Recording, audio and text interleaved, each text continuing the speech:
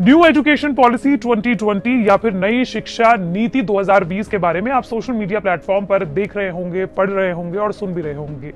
इस वीडियो में हमारा उद्देश्य है कि कैबिनेट ने जिस नीति को मंजूरी दी है वो आखिर है क्या, हम आपको बिल्कुल आसान भाषा में बताएं। आपको बता दें कि 34 साल बाद नीति में चेंजेस किए हैं शिक्षा के क्षेत्र में। इस वीडियो में हम आपको बताने की कोशिश करेंगे कि स्कूली शिक्षा में कौन कौन से बदलावों के बारे में बात की गई है। तो आइए शुरू करते हैं। न्यू एजुकेशन पॉलिसी यानी कि नई शिक्षा नीति 2020 की सबसे खास बात यह है कि अब शिक्षा पर जीडीपी का 6% खर्च किया जाएगा। हम इस वीडियो के जरिए आपको बताएंगे कि पहले कौन सी नीति थी और इसमें क्या क्या बदलाव हुए हैं। पहला बदलाव, 5वीं तक कम से कम और 8वीं या उससे आगे भी अगर मुमकिन हुआ तो स्थानीय भाषा या मातृभाषा में पढ़ना होगा।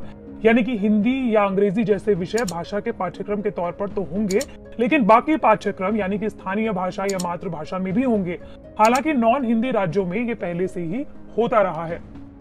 अभी तक देश के उत्तर भारत के राज्यों में हिंदी और अंग्रेजी में ही पढ़ाया जाता था, लेकिन दक्षिण भारत या पूर्वी भारत के राज्यों में अभी भी मातृभाषा में ही पढ़ाई होती है। दूसरा बदलाव, अब स्कूली शिक्षा 10+2 से बांटकर 5+3+3+4 फॉर्मेट में ढाला गया है। इसका मतलब ये हुआ कि अब स्कूल के पहले 5 साल में प्राइमरी स्कूल के 3 साल और कक्षा 1 से कक्षा 2 सहित फाउंडेशन स्टेज शामिल होंगे। फिर अगले 3 साल को कक्षा 3 से 5 की तैयारी के चरण में विभाजित किया जाएगा। इसके बाद में 3 साल मध्य चरण, जिसे कि कक्षा 6 से 8 में बांटा गया है, और माध्यमिक अवस्था के 4 साल यानी कि कक्षा 9 से 12 में बांटा गया है।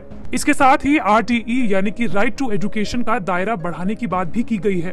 पहले राइट टू एजुकेशन 8वीं क्लास तक था, लेकिन अब इस नीति के तहत 9वीं से 12वीं तक बढ़ाने की बात भी की गई है। इससे पहले format primary education, higher secondary और इंटरमीडिएट एजुकेशन में बटा हुआ था, जिसमें छात्रों के शुरुआती विकास के बारे में कोई नीतिगत बातें नहीं होती रही हैं। कई प्राइवेट स्कूल्स में प्री स्कूलों की व्यवस्था है, गाँव में आंगनबाड़ी की व्यवस्था है, लेकिन यहाँ पढ़ना अनिवार्य नहीं होता है। प्री स्कूल में 2 से 5 साल तक के बच्चों की पढ़ाई होती है, लेकिन ये अनिवार्य नहीं होता। तीसरा बदलाव, नई शिक्षा का लक्ष्य है 2030 में 3 से 18 साल तक के छात्रों को गुणवत्तापूर्ण शिक्षा प्रदान करना, यानी कि क्वालिटी एजुकेशन। क्वालिटी एजुकेशन का मतलब है गणित के जोड़ घटाने या कंप्यूटर की कोडिंग जैसे काम जो हर दिन में काम आ सकते हैं। 6ठी क्लास से वोकेशनल कोर्स शुरू किए जाएंगे। इसके लिए इसके इच्छुक छात्रों को 6ठी क्लास के बाद से इंटर्नशिप भी करवाई जाएगी। इसके अलावा म्यूजिक और आर्ट्स को बढ़ावा दिया जाएगा, उन्हें पाठ्यक्रम में लागू किया जाएगा। दरअसल छोटे से ही छात्रों को रियल लाइफ एक्सपीरियंस देने के लिए कदम उठाया गया है, ताकि वो किताबों से बाहर की दुनिया को भी देख सके। लेकिन इससे पहले 12वीं क्लास तक वोकेशनल कोर्स का प्रावधान नहीं होता था। चौथा बदलाव, कोरोना महामारी को देखते हुए सरकार ने भविष्य के लिए बच्चों की शिक्षा में कोई रुकावट ना आए, इसके लिए भी इंतजाम किए हैं। ऑनलाइन शिक्षा को बढ़ावा देने पर जोर दिया है। स्कूल और उच्च शिक्षा दोनों को ई शिक्षा की जरूरतों को पूरा करने के लिए मंत्रालय ने डिजिटल संरचना, डिजिटल कंटेंट और क्षमता निर्माण के उद्देश्य से एक समर्पित इकाई बनाई जाएगी।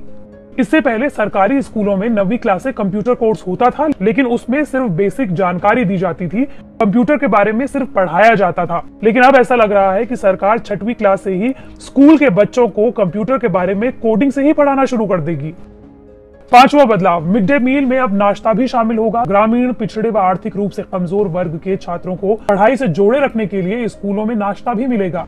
अब तक मिड डे मील में दोपहर का भोजन मिलता था, इसी साल से पौष्टिक नाश्ता दिया जाएगा।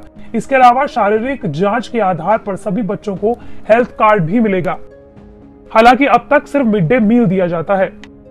6वां बदलाव, स्कूल के सबसे होनहार छात्र अपने साथियों को हफ्ते में 5 घंटे पढ़ा सकेंगे, जिसका नाम दिया गया है पीयर ट्यूटर्स, जिससे स्कूल में छात्र दूसरे छात्र से प्रेरित हो सके। रिमोट एरिया में रहने वालों के लिए ये बड़ा कदम साबित हो सकता है। इसके अलावा साल के 10 दिन बैग फ्री होने की बात की गई है, जिसमें छात्र स्कूल में बैग नहीं लेके आएंगे और उस दिन उन्हें सिर्फ आर्ट एंड क्राफ्ट्स के बारे में पढ़ाया जाएगा। हालांकि इससे पहले तक पीयर ट्यूटर नहीं हुआ करते थे। और रही बात बैग फ्री होने की, तो अभी भी कई स्कूलों में महीने के आखिरी दिन बैग फ्री किया जाता है।